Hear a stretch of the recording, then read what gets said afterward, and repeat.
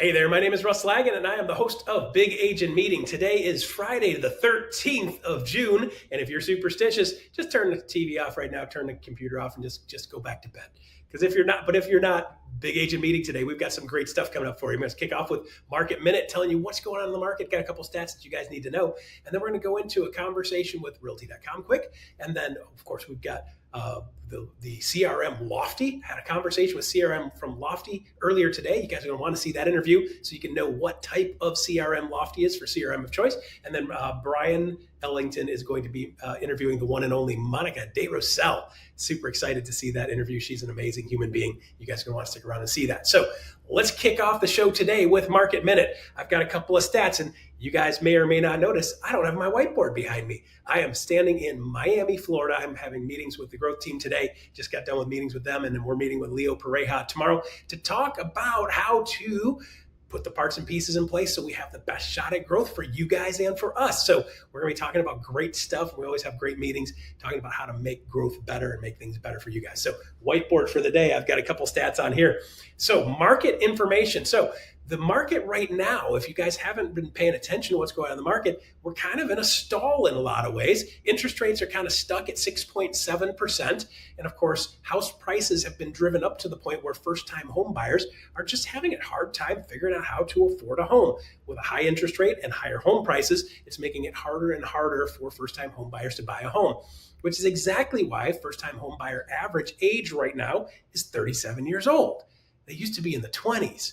But as house prices go up and interest rates go up and the payment per month goes up, it makes it harder and harder for people to get into their first house, which makes perfect sense why the average age of the first-time home buyer is now 37. So with that being said, we're starting to see some markets soften a little bit. So you're hearing that out in the market, and I keep tapping in on Facebook posts saying, hey guys, be careful what you're saying. Tell them what market you're in. And the guy's like, oh man, sorry, I'm in Sacramento. Sacramento is completely different than Philadelphia, right? So we want to make sure if you're going to post something about what's going on in your market, make sure you tell people what your market is so that they don't think every market is collapsing and is struggling like Sacramento is right now. So with that said, a couple factual data pieces I just pulled earlier today from ChatGPT and asked it to verify the information. 28% of home sales in the US right now in the last month were at 28% above asking price. 28% were above asking price.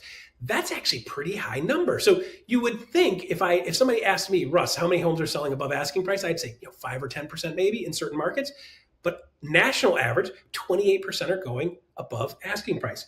That is down from 32% the year before. So in 2024, the average was 32% of homes went above asking price. And the year before that was 53.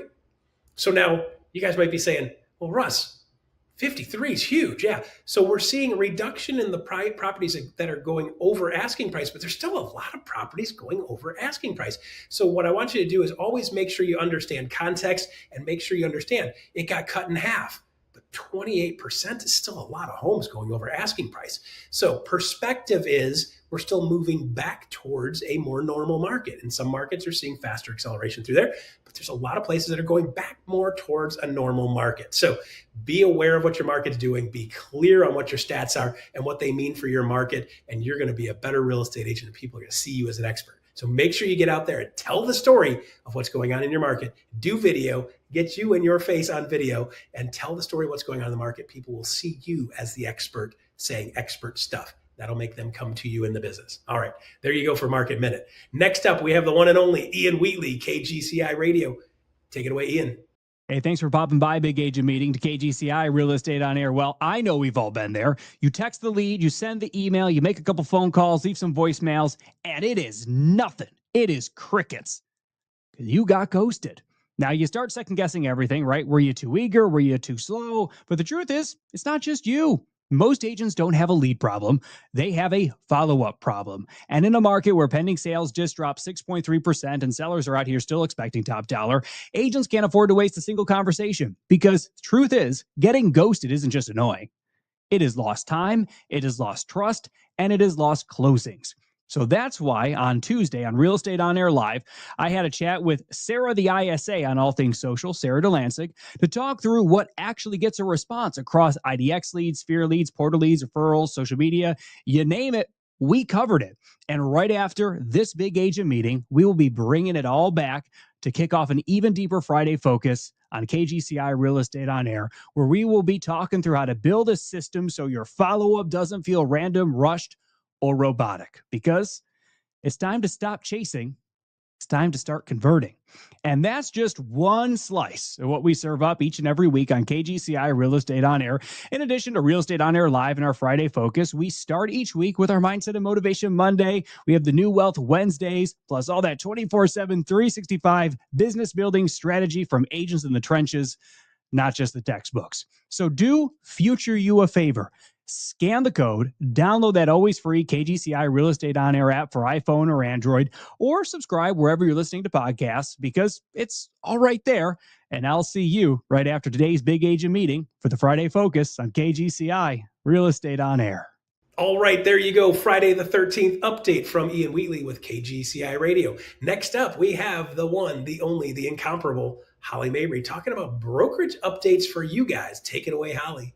What I love about being part of EXP is how we get to collaborate together, talking about what's happening nationally, but how it impacts you locally.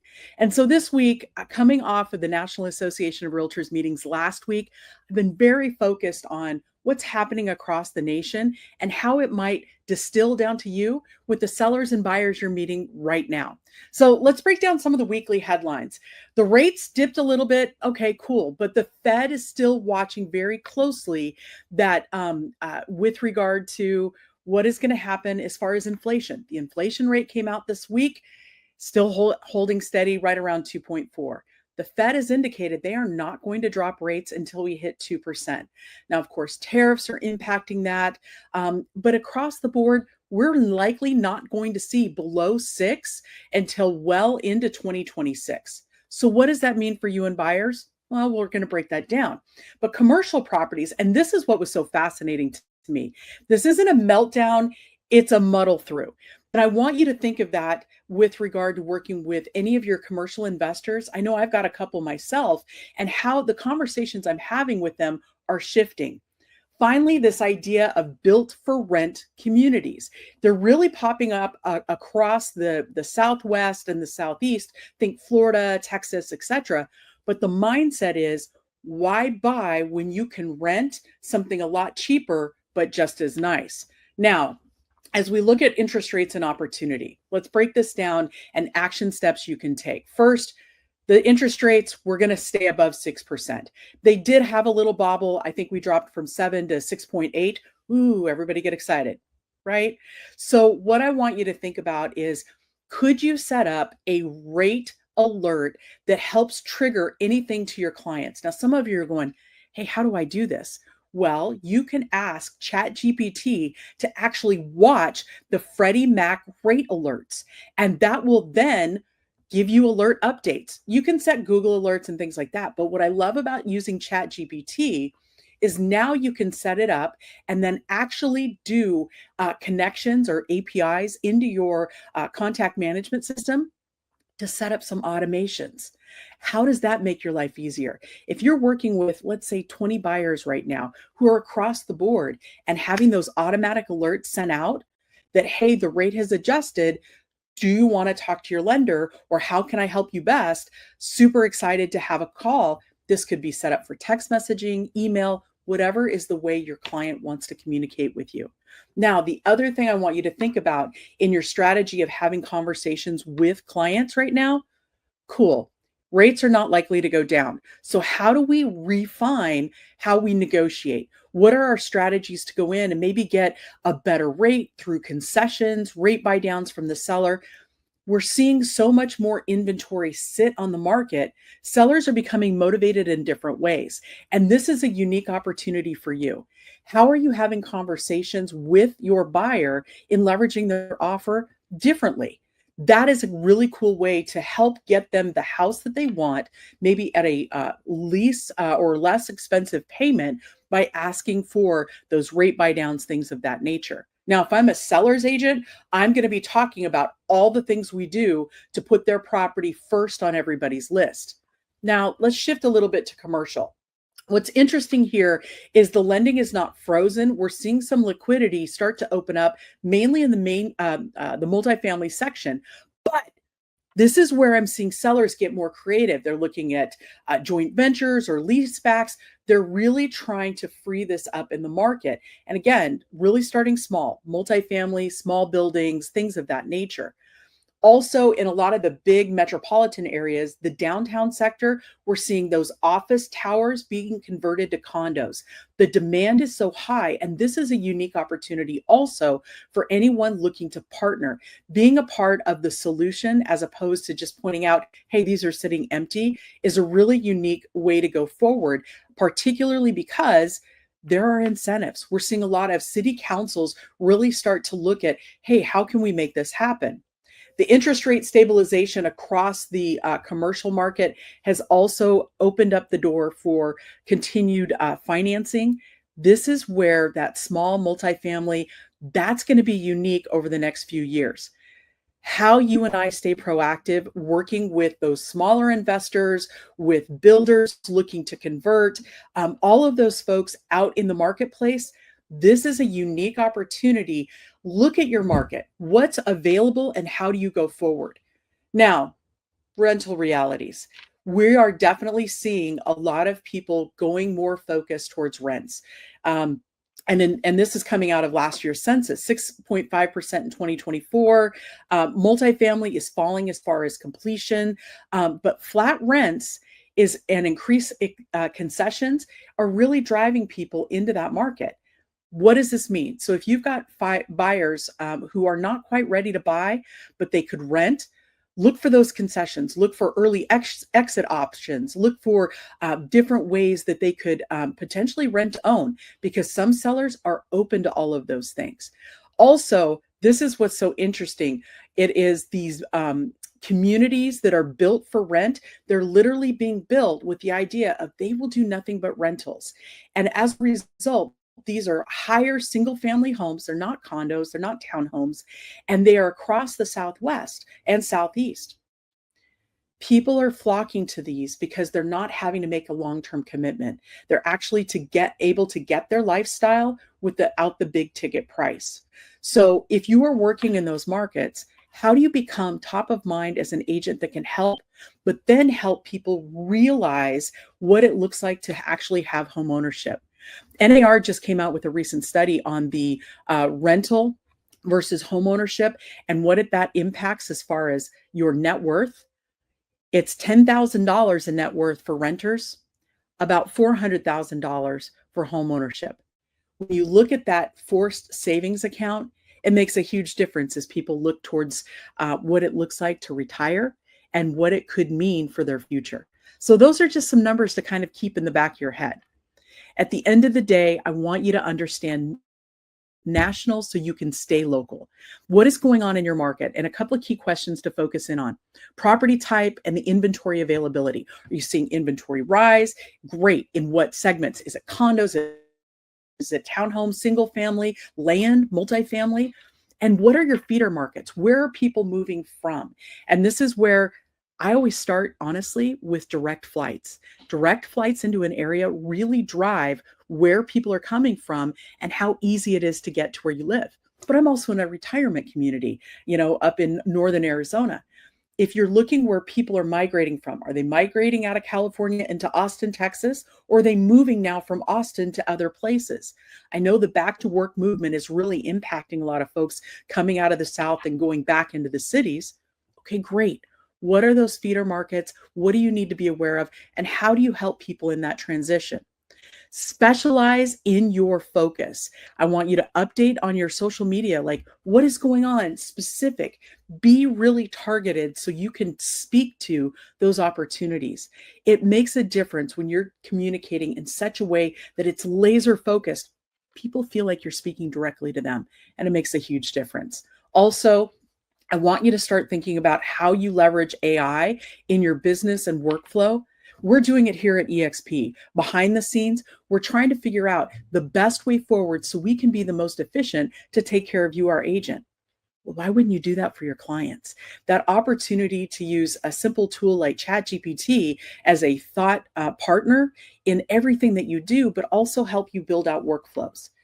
Anytime you and I focus on the consumer and who we are taking care of, what do they need day to day, we win. So I hope these strategies help this week. I look forward to chatting with you very soon with a whole lot more. Have a great week, everyone.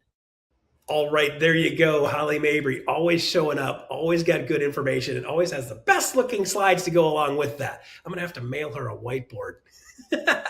Kidding. Everybody's got their own way of doing it. Holly, yours is amazing. Love the way you roll. All right, there you go. So next up, we have solutions, EXP solutions. Every week, we try to make sure we get something in front of you. And you guys may or may not know, we have a lot of people we affiliate with and companies we affiliate with. And EXP has in our world and sphere that we vetted for you guys. And this one is about Realty.com. Take it away, Realty.com. Hey everyone, Donnie Crouch here, Vice President of Sales with Realty.com. First, I want to thank everybody. Thank EXP for having us. Today, I'm joined by Chris Craddock. Chris runs a massive organization within EXP. Chris is a good friend and longtime advocate for Realty.com. And today, we're going to speak a little bit on cash offer leads, what we provide, tips and tricks, all of that good stuff. But Chris, I want to give you the opportunity first to intro yourself. Yeah, no, I'm super happy to be here. Last year our team was 19 at EXP, we did 544 transactions, just under 300 million. Plus, we do a bunch of I'm involved with a bunch of off-market type stuff as well because we know about off-market seller leads, right? And so so have my hands in the mix with flips and like all the creative stuff in the real estate space. So yeah, that's me. Awesome. Yeah, here at Realty.com, we put a big focus on the seller leads over really the past 6 to 12 months. We've always had seller leads, but we put a pretty big emphasis on trying to get agents exactly what they're looking for, right? So whether that's, filtering down to price point, filtering to the type of lead, but everything kind of surrounds this idea of cash offers, right? So sellers raising their hand, wanting a cash offer. I could go on and on about why I'm a fan of those leads, but Chris, obviously you built a business on them. So would love to kind of get your opinion on the cash offer leads, why they've worked so well for you and your team. Yeah. I mean, I'll just get into it real quick. I had success, mild success, going after SOI and kind of doing some stuff there, but I was just hitting a ceiling. And I talked to a lot of my friends, and they were in a similar place to where I was just like trying all these different things. Oh, let's try FSBOs now. Let's try expireds. Let's try, we're using Boomtown leads. Oh, Boomtown leads aren't as good as, XYZ leads. And it wasn't until we understood that seller leads can build a whole business. And like my whole business just absolutely exploded when I really understood that if you get a seller leads, then you have the choice. The biggest problem with real estate agents is they don't buy their own product, right? Number one, if you want to wealth build, if you want to save money on taxes, buy and own properties. But two, when you go after seller leads, especially seller leads that are looking for a cash offer, you've got the opportunity to have to buy them to flip, to buy them to keep as rentals, to buy them to sell for other people. And just what the NAR thing has taught us is that, it doesn't need to be 3%. Sometimes it can be 1%. Sometimes it can be 17%, right? It's all like a percent, or a flat fee, whatever it is that you charge. If you're solving the problem, you can charge, whatever you want on that, as long as the seller is aware and you're fulfilling your fiduciary, which is to get the property sold the way the seller wants it sold. So that's the cool thing. But then here's the side effect to it. A lot of times people will go in like a realtor and think, oh yeah, well, if you put in 20 grand into this property, it'll sell for 50 grand more. But the reality is, if you sell, a lot of the people that want cash seller leads, they want to sell as is. And if you sell a property as is, $50,000 under the Zestimate or market value, the crazy thing is your open houses are mad houses. They're crazy. And your phone rings off the hook. So it builds your buyer business. It builds your seller business. It builds your wealth portfolio. And if you want to flip houses, if you want to do all the other stuff, you get opportunities there. So it's the biggest win-win versus, spending money on, crappy buyer leads that sit in your CRM. And if they don't buy with you, they just sit there and die on a vine. So, yep. Yeah. I think one of the biggest things that stuck out to me was solving problems. And that's the biggest thing that I think of when it comes to cash offer leads. Is traditional realtor looks at it as list with me, don't list with me, right? And at the end of the day, only one of those options gets you paid as an agent. Whereas, with these cash offers, really what we're trying to capture at Realty.com is somebody that has intent, right? They want to sell their home for some reason or another. And then from there, it becomes a matter of solving that problem, right? Maybe it is a cash offer in which you pick up on a wholesale, a fix and flip, a long-term rental, or a lot of them, obviously, Chris, end up going to market, right, for full market value, and they end up listing. A large percentage of them do that. So I think a big part of it is going into that appointment with the idea of I'm here to help you solve a problem, right? And that's where I see a lot of agents go wrong. Obviously, you have experience with our cash offer seller leads. Would love to kind of hear your experience as it ties into providing the seller with options. Yeah. So here's the whole thing. And I'll just tell you, if you want to just be terrible at this and waste your time, here's what I'll tell you should do. You should call and say that you're a real estate agent and you heard they like to sell their property and you'd love to have a listing appointment with them. Because if you want to do that, I promise you, that is the surefire way for them to tell you to not show up or not want to answer with you or anything else. So the question is, how do you win here? And how you win here is you go in and you solve the problem. You say, hey, you want a cash offer? I can get you a cash offer, right?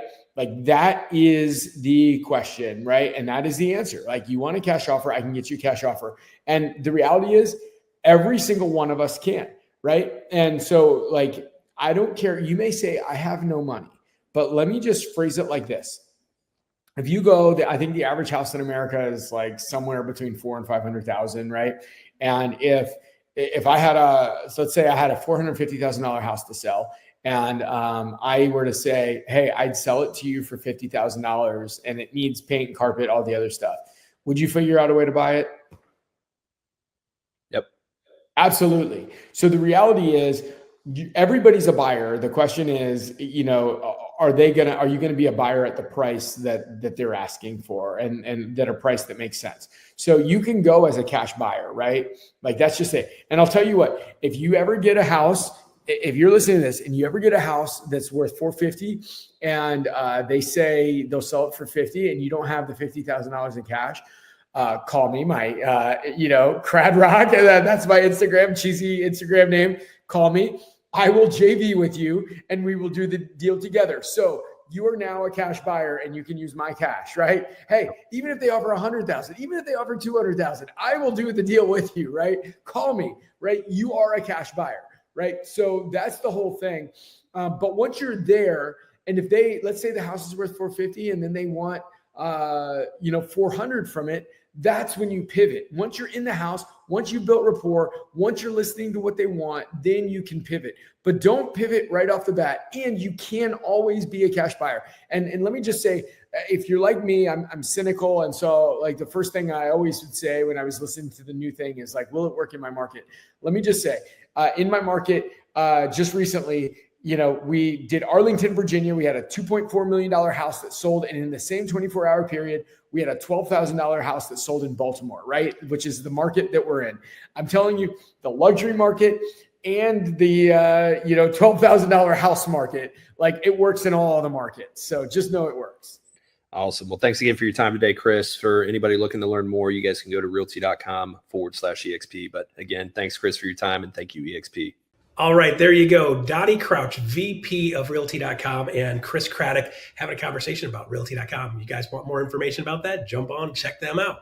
All right, next up, I did an interview a little bit earlier today, wearing the same outfit, of course, because I did the interview just a little bit ago, and we're talking to two of the guys from Lofty. Lofty CRM, for you guys that may or may not know or haven't heard yet, EXP is going to CRM of choice. You're going to have 3 CRMs to choose from. And Lofty had the ability to come in today and talk us through, like, what do they do? How do they do it? And you guys might be asking, is Lofty the right one for me? Check out this interview. All right. Hey there, Russ Lagan here. We're talking to some of the best behind the scenes with Lofty. If you haven't heard already, we have CRM of choice coming to EXP very, very soon. And one of the things we want to make sure we do on the Big Agent meeting is to make sure you guys know exactly which one of these CRMs brings the stuff to the table that you need. So I have with me today, Brandon Brugada and Ernest Enriquez. Hi, guys. Hey, Russ. Thanks for having us on here. Absolutely. Hey, Ernest. How's it going? More than that. Yeah, no, we're excited. All right, cool. All right, guys. So let's start off with some of the basics, right? Like, give me kind of a rough sketch of what type of CRM is Lofty. Some of them are AI driven, some of them are call driven, some of them are data, some of them are easy. What style of CRM is Lofty? I think I'll jump in first on that one, mainly because Lofty is not just another CRM or even just a CRM. It's a fully integrated platform, focuses on 3 things, and we do 3 things really efficiently. That's lead traffic, lead capture, and lead conversion. And we can dive into more of that as we move on through the call. Okay, so let me interpret for that. Let me see if I make sense to me. So if I want to do lead generation and then capture and work those leads long-term, because we know follow-up is king, right? We know the average lead, you got to touch them 10 times before they do anything. So you guys are the one that works really well for that. That's right. It's a full all-in-one system, so we can eliminate the complexity of managing multiple systems that help agents focus and do what they do best, right? Building relationships. Okay, cool. So if I'm going to do lead generation, so does it actually have lead generation built into it? It does. We definitely, yeah. And Ernest could probably speak a little bit better on that than I can. Go ahead, Ernest, jump on in. Yeah, no, I lead generation is my jam. So it does have lead generation built into it. One of the biggest things when you think about an agent and putting the agent hat on here is you think full integration, right? You don't think about having to go and piecemeal automations together to get a full lead conversion solution or even a lead capture solution. With Lofty, we have landing page builders that enable the agents to go and build the landing pages and the tools or the pages that they're going to need to drive traffic to in order to generate that new opportunity. So whether they're getting a new listing or they're wanting to run specific hyper niche locality type marketing, whether it become dominate in one zip code or a buyer lead funnel, they could actually do that with the power of Lofty's landing pages, which is super cool.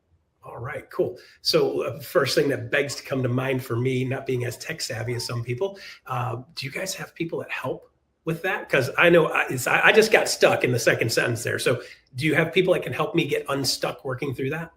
Yeah, right. Lofty understands that the technology is actually only valuable if people can confidently use it. So we do have comprehensive onboarding, ongoing support. We host trainings every day. Like one of the mottos that I have here is that if we empower our users to use the system, they'll be engaged with it, and then they're going to excel in their businesses. So we certainly offer support and training. Good. So if I get in there, I'm not going to be stuck with something else I don't know how to use. That is not what we want to happen. Okay, good. Hey, by the way, the newest buzzword right now, everybody's talking AI this, AI that, AI. My wife the other day, she's like, I'm sick of hearing the word AI. I'm like, well, you haven't even touched the tip of the iceberg on that yet because it hasn't even gotten started yet. Lofty has an AI assistant. What is that and what does that look like and what does it do? Okay, I agree with you. That's all we hear about is AI. But when I grew up, when we talked about AI, we were talking about one person and one person only, Allen Iverson. So listen, but to your point, right, we all hear the saying that AI is going to replace insert profession all day, every day, right? And for us on this call, it's the real estate agent. And we believe that AI is not going to replace the agent. It's the agents that are using AI efficiently and effectively that are going to replace the ones who aren't. Right. We are an AI-driven platform, and we have AI that's built into all of the processes. And not just a language model that's going off of this is what someone's done before, so let me tell you. It's a language model that's constantly learning and giving empathy and putting the human back in AI. So lots of AI built into our system. Gotcha. So right now, like everybody's right now driving nails, right? And you guys have a better the one that has the better hammer is going to drive way more nails faster. Yes. Yeah, absolutely.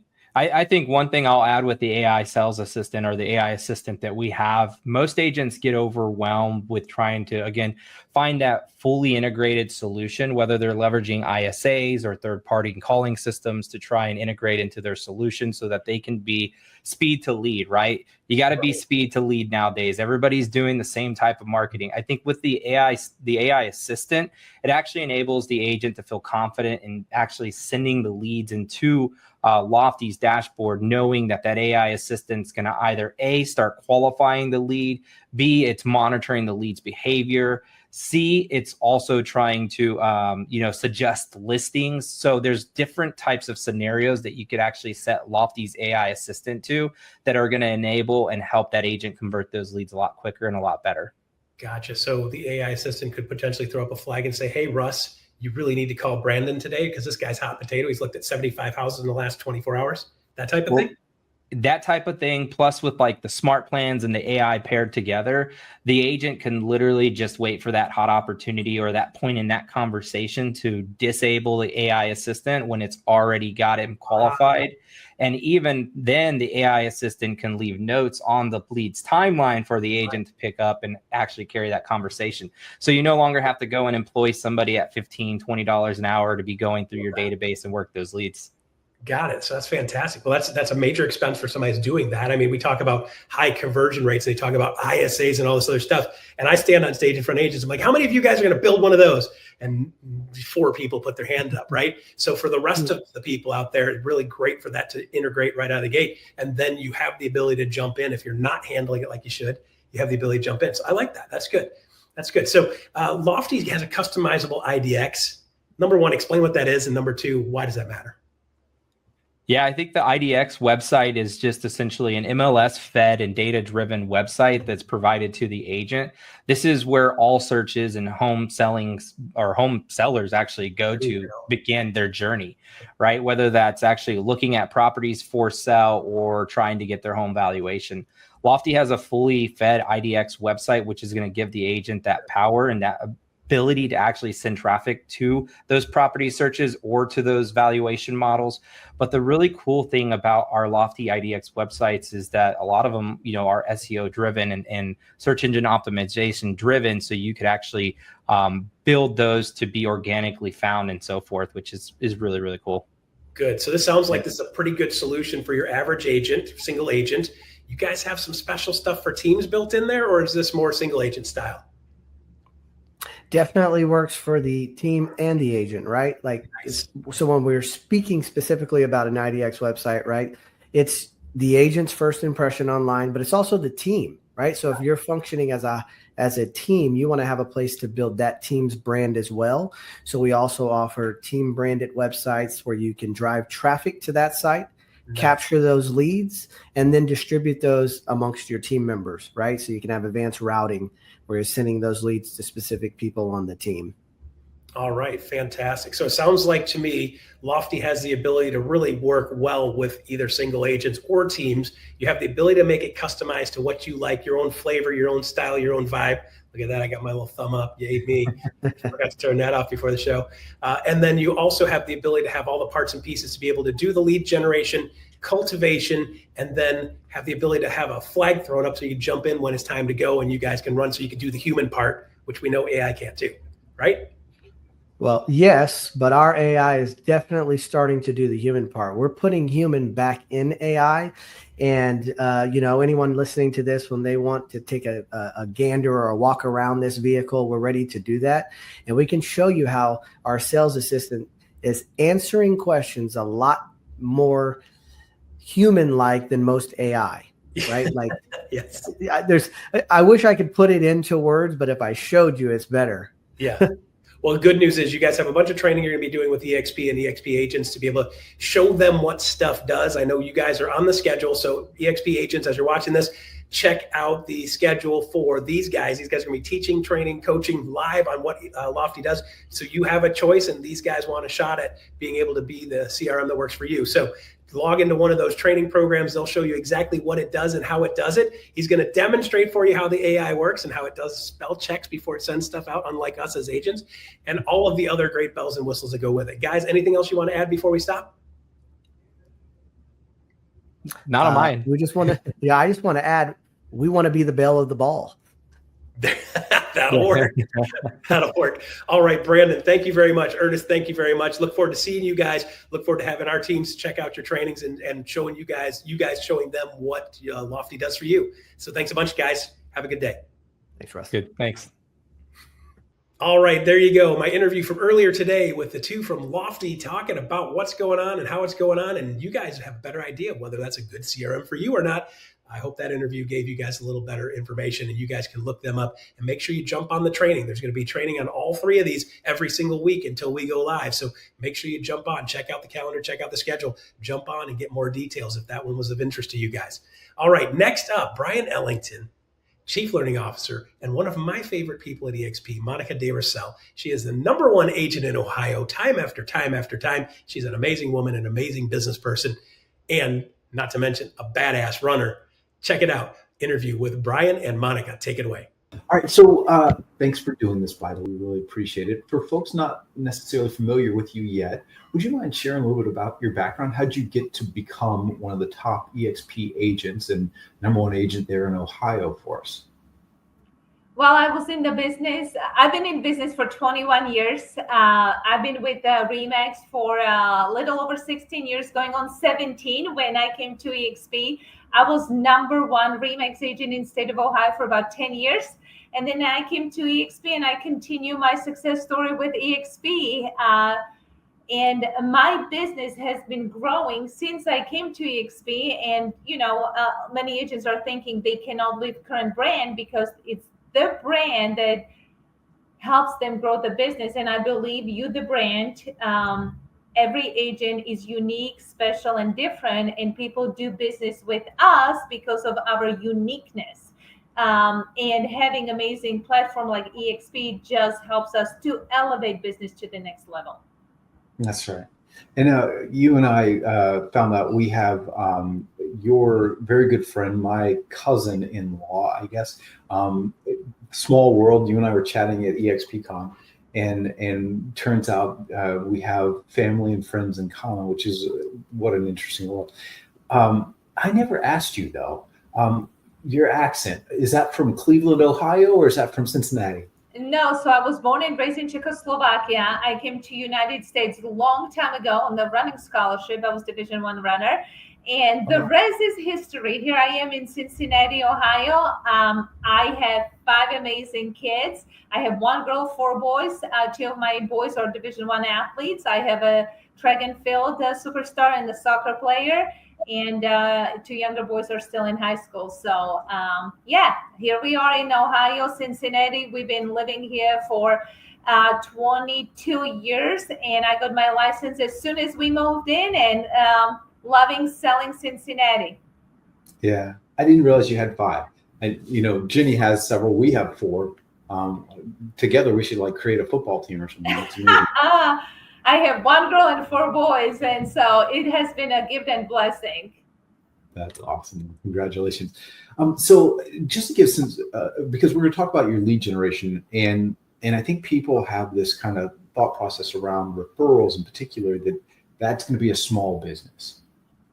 You are not a small business. Do you want to give folks a sense of how big your business is?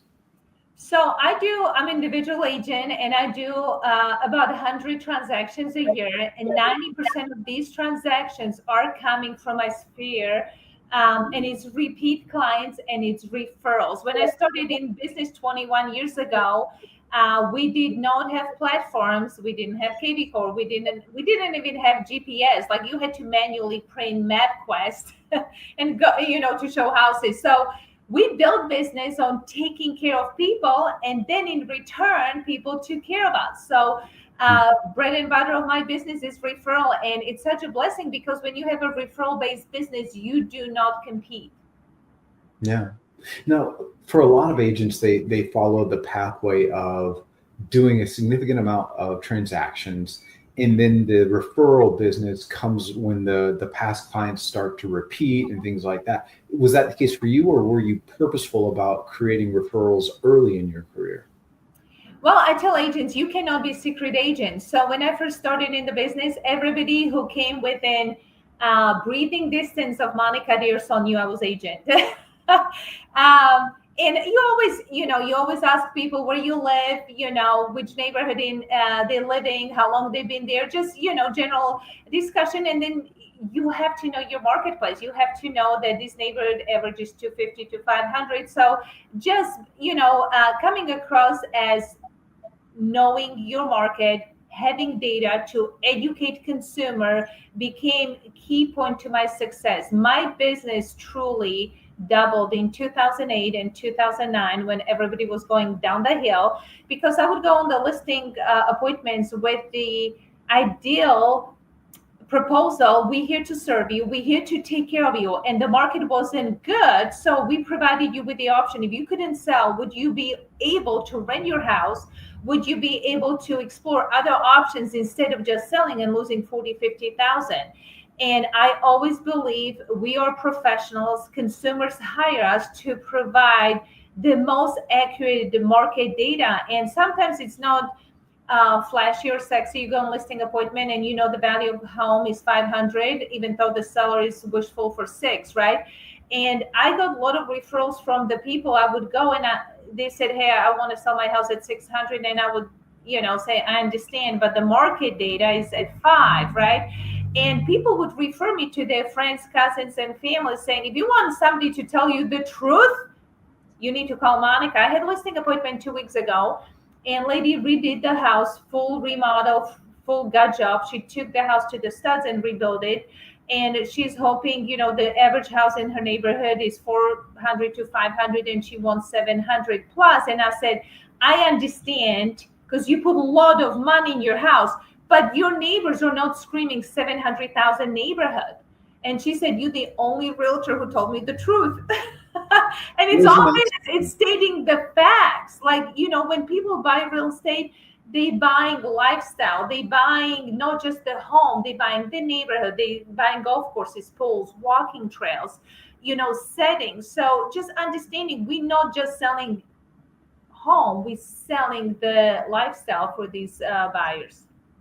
Yeah, and particularly in this market, in this economy, pricing is something where you have to be artful, but honest with them about that, or else you're setting them and you up for failure in the long run. And yeah, it's just a matter of figuring out the right scripting, the right way of making sure they understand what the reality of it is. You don't have to be a jerk about it, but you do need to be a professional about it. I'm laughing because, a lot of people, when they meet clients and discuss real estate, we have so much negativity in this world. Like, you turn news on and there's nothing positive about real estate. Mortgage rates are at historically highest level. Inventory is low. We have tariffs. You can't buy new house without committing to exact price point, because we don't know what the lumber is going to cost you 8 months from now. And I think it's our job as real estate agents to educate consumers to make the best decision and be confident with their decision. Yeah, mortgage rates are at 7%. I'm from Europe. Good luck. 7% in Europe, it's like the best thing you can get. Like, it's all perception, and it's how you present the package to the consumers. People need to move if they have death, divorce, relocation, and if you're forced to move because of life circumstances, you don't dwell on 7% rate. You're still moving. So we need to present consumers with the options that excites them to actually go through real estate transaction from start to finish, instead of reinforcing what everybody's watching on the news. We have high mortgage rate, lack of inventory. There is so many opportunities in the marketplace, and it's our job as real estate agents to stay on top of the game and educate consumers so they can feel comfortable and confident making the biggest decision of their life. Yeah, well said. I want to talk a little bit about referrals. And in my experience, and in just talking with a lot of top agents and top team leaders like yourself, I find referrals are really a matter of just a few things, right? The first is providing an amazing experience. The second is staying in consistent communication and providing value. And the third is asking for it. From your experience, and you certainly have a lot more experience than I ever did with referrals, do you find that to be true? Did we miss something there in that equation? I could not agree more with you. Absolutely. It's the first and foremost is the experience. People might not remember the exact price point you sold their home for, but they always remember the way you treated them from start to finish. People always remember how you treat them. Always asking. I always ask, who else do you know that could benefit from the services we provide? Is there anybody in your life that we can help to move, upgrade, downsize? Who else do you know? But the experience is the most important thing, and constantly staying in front of your clients, whatever tools or resources you use. A lot of clients do feel real estate agents come, they conduct real estate transactions, they collect their paycheck, and they disappear.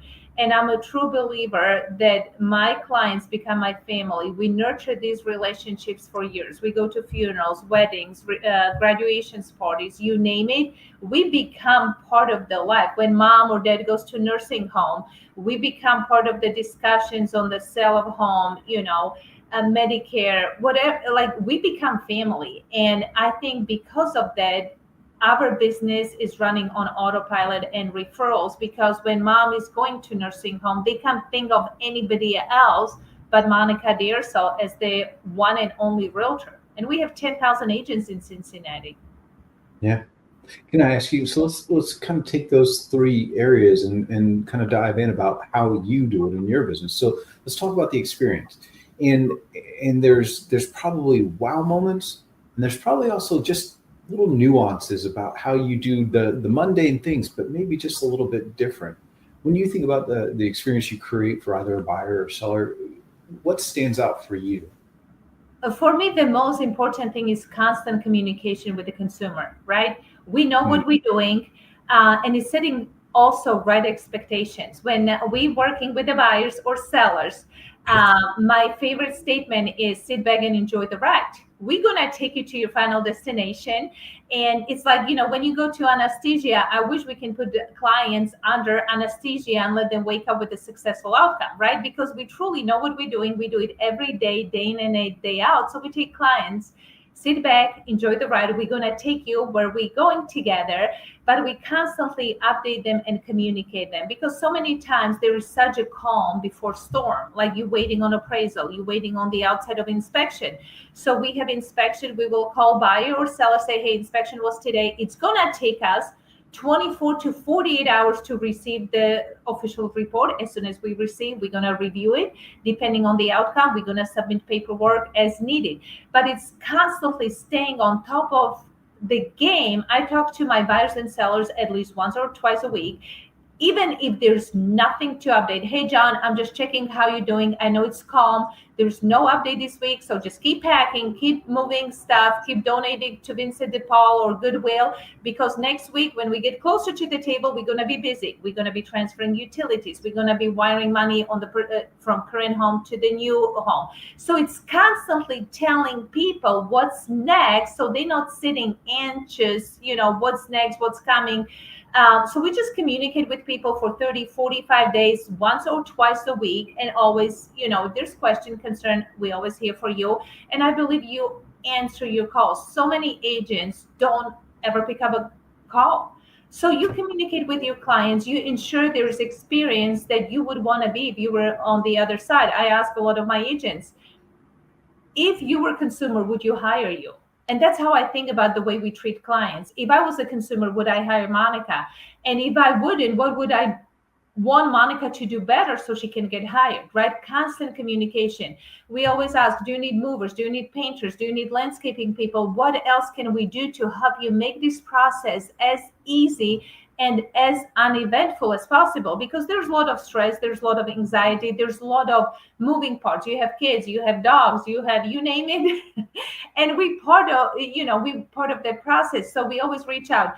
What else is there that we can help you make this process as smooth as possible? Constant communication, not just with the client, but also with the lender. So, if there's a problem with the loan, you're the first one to know instead of having surprises.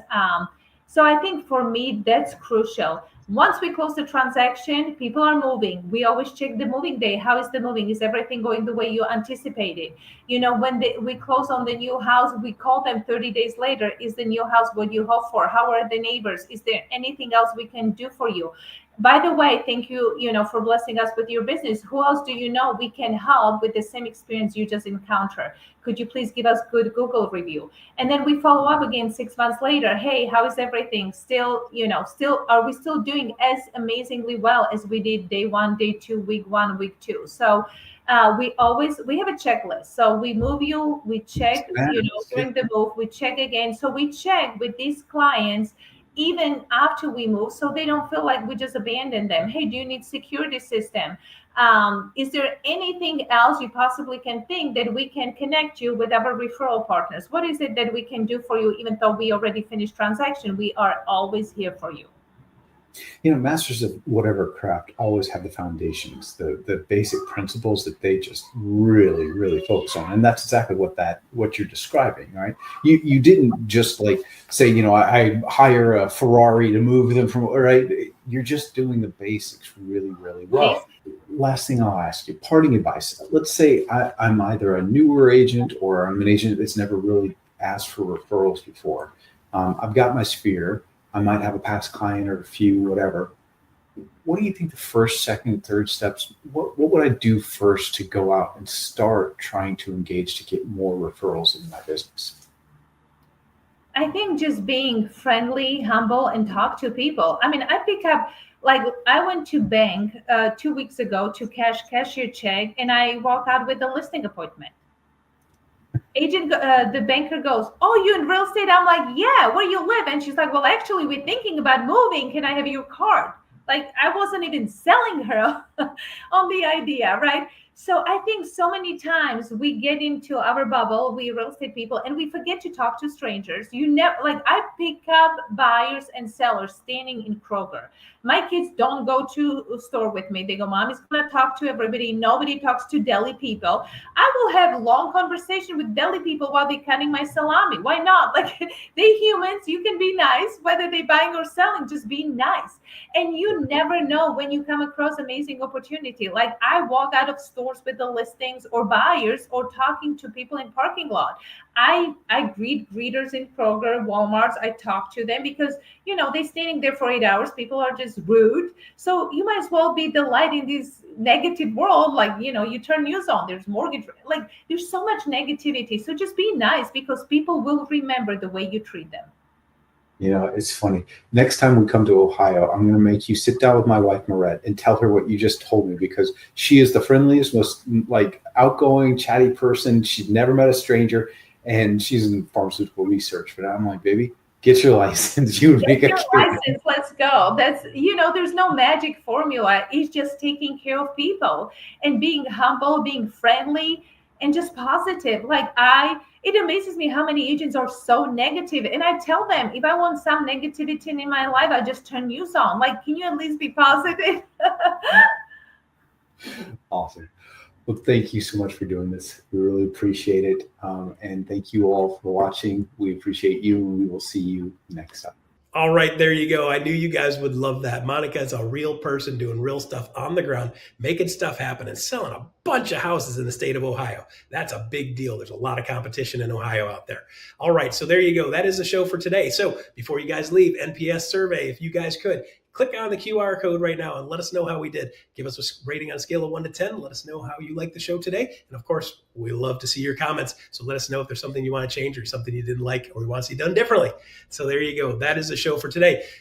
That is it for June 13th, Friday the 13th. I hope you guys have a good day, a good weekend, and kick off the rest of June. We'll see you guys soon. Stay tuned for iConversations coming up next.